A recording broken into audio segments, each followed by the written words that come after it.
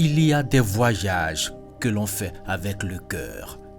À Ouidah, ce Tahitien n'est pas simplement venu visiter un lieu chargé d'histoire.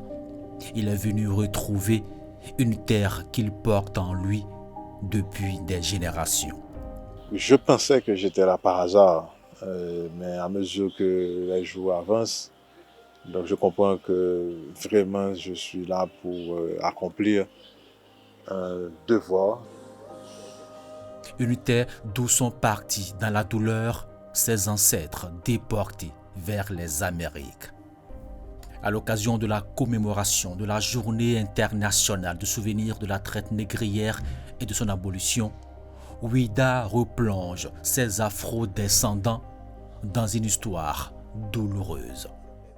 C'est arrivé ici que je commence à comprendre l'histoire de mon pays, l'histoire de mes ancêtres, parce que en général, on nous raconte à peine des choses dans des livres, mais arrivé ici, on nous a transportés pour vivre ce que nos ancêtres ont vécu.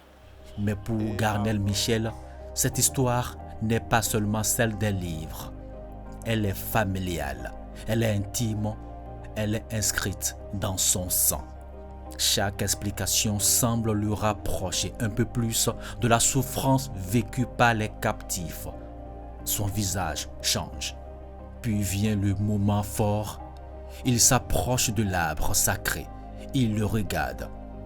Puis pose délicatement sa main sur son tronc.